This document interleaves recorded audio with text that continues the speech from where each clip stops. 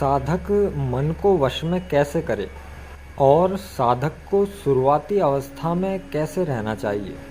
तो देखो, साधक को चाहिए कि शुरुआती अवस्था में वो जो है जगत प्रपंची पुरुषों में ना रहे, यानी कि समाज से थोड़ी दूरी बनाए, लोगों से कम मिले।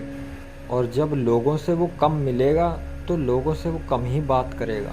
ज़्यादातर वो शांत रहे और एकांत अकेला रहे। उसको चाहिए कि किसी पेड़ के नीचे जाके, एक वृक्ष की छाया में जाके नीचे बैठे और सिर्फ उस परम पुरुष परमात्मा का चिंतन करे। और ये संसार की जितनी भी कामनाएं, जैसे होता है ना कि किसी का मन करता है कुछ करने का कि चलो ये खाते हैं, ये सब कामनाएं, वो खाने के बाद क्या फिर वो कामना दोबारा नहीं उठेगी? तो उस कामना की पूर्ति तो हुई नहीं। यह तो माया जाल है, क्योंकि कामनाओं का कोई अंत ही नहीं है। एक कामना पूरी होती है कि दूसरी जाग जाती है।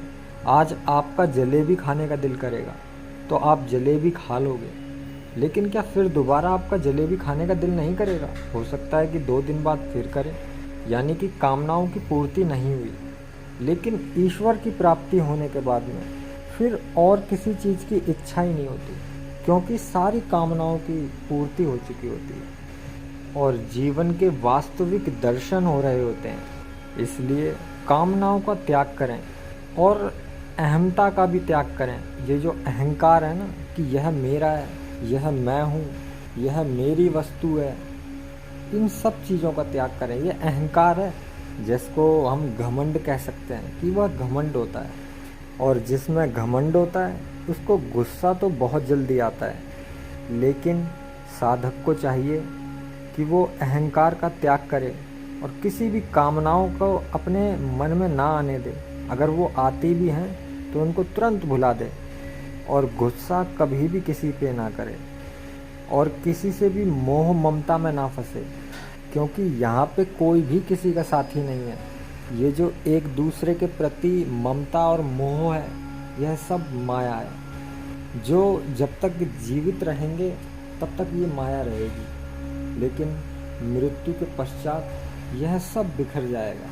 फिर पुनः दूसरा प्रारंभ होगा और फिर दोबारा से प्रारंभ होते ही फिर माया में फंस जाएंगे और फिर अंत में जाके फिर एहसास होगा और ऐसे ही यह क्रम चलता ही रहेगा।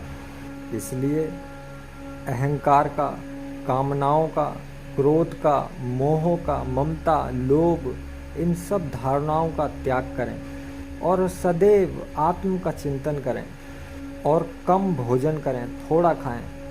थोड़ा खाने के काफ़ी फ़ायदे हैं। थोड़ा खाने से शरीर ज़्यादा एक्टिवेट रहता है, जबकि भरपेट खाने से शरीर में आलस्य आता है, आराम करने का मन करता है। काफ़ी लोगों को तो खाना खाने के बाद में नींद लेने की आदत होती है, लेकिन देखा जाए तो दोपहर का जो खाना होता है, जिसको लंच कहते हैं, दोपहर के खाने के बाद में कम से कम 15-20 मिनट का तो आराम करना ही चाहिए, क्योंकि उसके बाद में फिर दोबारा दिन है, फिर दोबारा एक्टिवेट हो जाएंगे। लेकिन खाना खाने के बाद में 15-20 मिनट का आराम करना चाहिए, लेकिन रात के खाने के बाद में आराम नहीं करना चाहिए। मगर लोग जो हैं इतना सारा खा लेते हैं, जैसे कि पेट एकदम फुल करके, तो उनको फिर आलस्य आता है, वो थोड़ा आराम तो करते ही हैं। और काफ़ी लोग तो सो ही जाते हैं। काफ़ी लोग दोपहर का खाना खाने के बाद भी सीधे सोते हैं, तो सीधे शाम को ही उठते हैं। तो यह नहीं है कि यह बुरी बात है, कि कोई दिक्कत नहीं है, मगर इसको सुधार किया जा सकता है। तो साधक को चाहिए कि वह कम भोजन करे, जिससे वो निंद्रा को और आलस्य को जीत कर रहेगा। क्योंकि कम भोजन करने के बाद वो हमेशा फुर्तीवान सा महसूस होगा उसको, जिसकी वजह से वह निंद्रा और आलस्य को जीत पाएगा।